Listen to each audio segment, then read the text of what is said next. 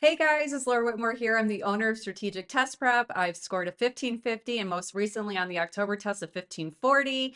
And I am here today to give you my predictions for the November SAT. I'm sure a lot of you out there are taking it. I'm thinking a lot of seniors who are just trying one or two more attempts before regular apps are due in January. So stick around, I'll give you a lot of good tips just to get you ready for this test.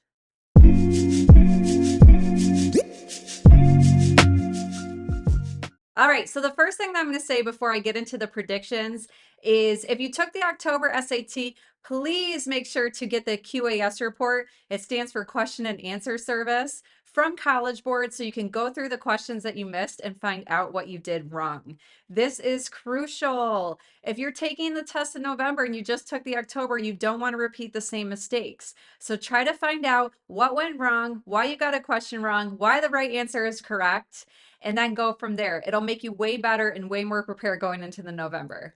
All right, so starting with the reading, my prediction for the reading is that it's going to be difficult.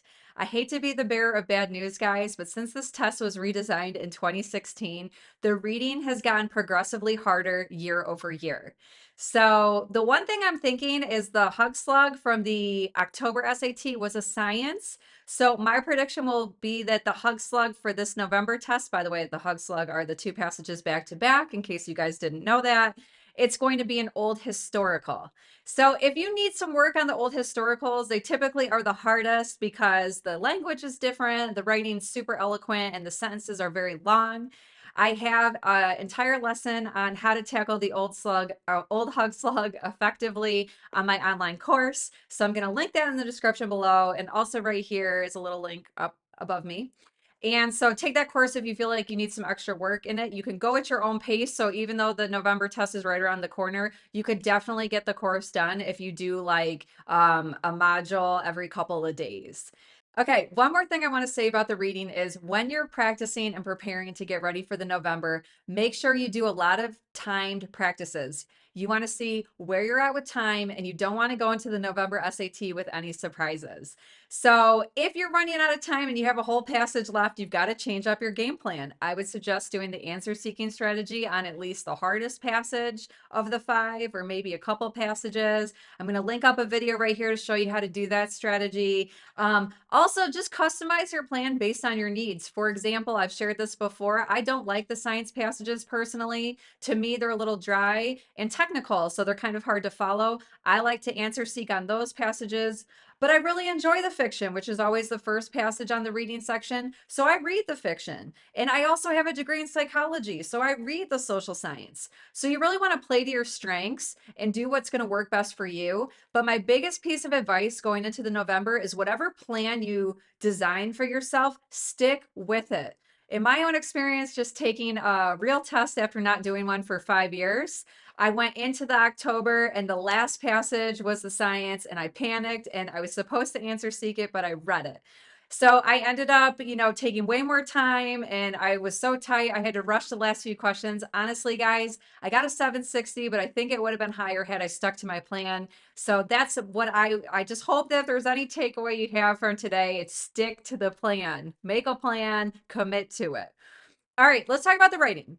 The writing has been fair and consistent since the test was redesigned. How long ago was it? 6 years ago.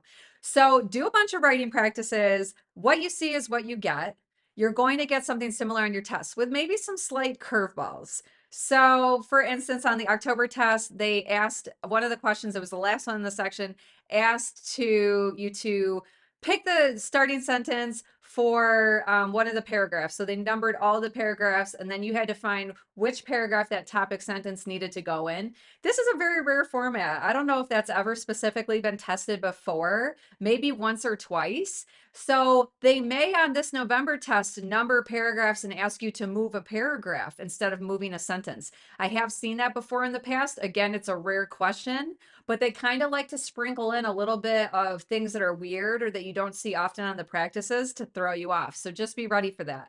Now, if you need more help on the grammar, if you don't know how to use a semicolon or a colon properly, if you don't understand why a lot of your answers are wrong, I would suggest also signing up for my online course.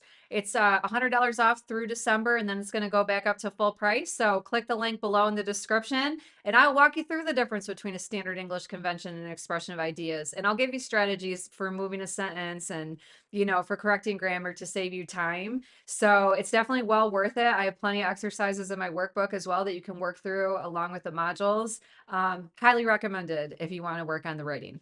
All right, let's get into the math. The math is the easiest to predict, in my opinion, because a lot of the concepts are recycled, again, with just a little bit of a twist.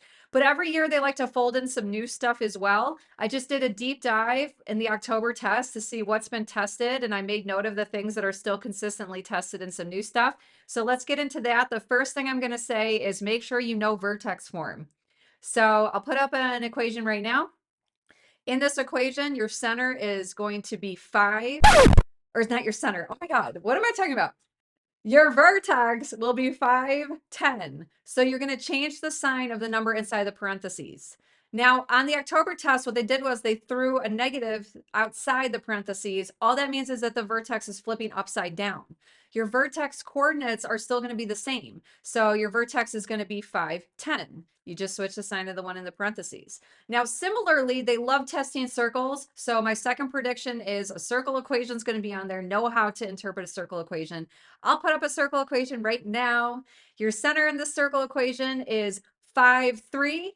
You change the signs of the numbers inside the parentheses, and your radius is 4 because it equals r squared. So make sure you square root whatever number is on the other side. Now, the biggest thing with these first two predictions, vertex form and circle form, is sometimes with a higher level problem, they won't give it to you in that form, but they'll ask you for the vertex or they'll ask you for the center of the circle.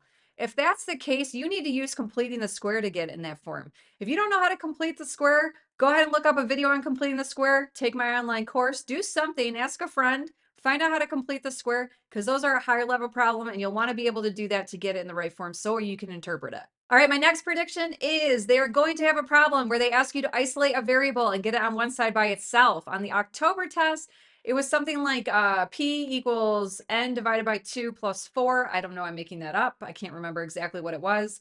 But you had to get N by itself on one side instead. Sometimes they're more complicated than, other times.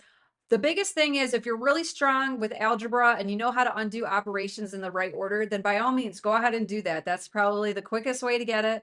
But the easiest way to get it is a strategy that I call nice numbers. It's on any problems where you have variables in them. So if it's too abstract for you or you have a hard time with isolating a variable, I'm going to link my video for nice numbers right now above. Go ahead and click that, check that out. It's a great way to still pick up the points for these abstract variable type problems. Okay, my next prediction is going to deal with a system of equations. Systems of equations are on every single SAT without fail.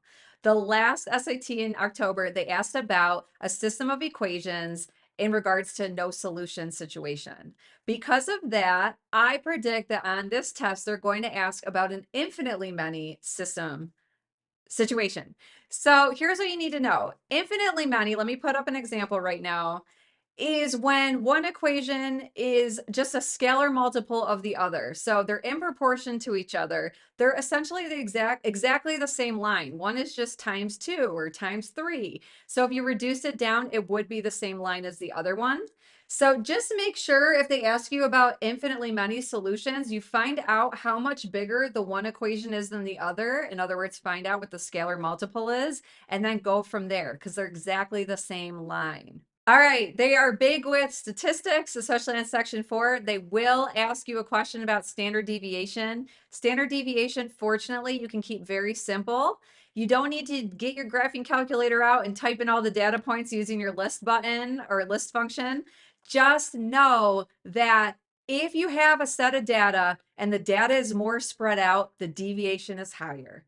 If you have a set of data and it's really concentrated in one point or one set or one number of data, then the deviation is lower. It doesn't deviate as much. It's not as spread out. So like with more deviation, your bell curve is going to be nice and spread out. With less deviation, it's going to be pretty narrow. So if you notice city B has a temperature of 79 degrees, 18 out of the 20 days that they measured temperature, well, that's going to have a lower deviation than city A, who might have an average daily temperature that ranges from 50 degrees to 80 degrees. Next up is mean and median. They love testing the concept of mean and median with the outlier premise. So just know if you add an outlier into the data set, it's going to affect the mean, but not the median. And just as a review, guys, the median is the middle number in a data set, and the mean is when you add up all the numbers and divide by how many there are, or the average, basically. Why does an outlier affect the mean and not the median? Well, that middle number, even if you put a big number on the end, is still going to be about the middle number. It might change slightly, but it won't be drastic. If you add in a big number and you sum it and divide, though, it's going to make the mean go way up. Or if it's a small outlier, way down. So just keep that in mind. The last prediction that I have is there will be a conversion problem on this test. This is something that's been more prevalent lately. So I've noticed them asking about converting like acres to square miles or square miles to square kilometers. They've even done like some three-dimensional conversion stuff. So at the end of the day, be very careful. If you see words underlined in these problems, they want you to pay attention to that. There's going to be more to these than meets the eye, especially if they're a higher numbered problem. So just a rule of thumb, if you're like on section 3 and you're above number 10, or if you're on section 4 and you're above number 20, expect to do at least a couple steps to get the right answer. 2, 3, maybe even 4 steps. On the easier problems, like the first page of math problems on each section, it should only take you 1 step. So if you're working really hard on a number 3 and you're doing like 5 steps of work and you've got all these lines of work written down, that's a red flag. Question that, because it should be a really simple problem. So just make sure you're always assessing the difficulty level and your work matches up with that. Otherwise, I would say dot the question and go back to it with some extra time to try to figure out and troubleshoot and do it a different way. All right, guys, I'm so grateful that you were here watching this. I hope that I helped today. Best of luck on the November if you're taking the test. I'm not allowed to take that one, so I can't wait to hear how it goes. You'll have to tell me all about it. See you guys again soon.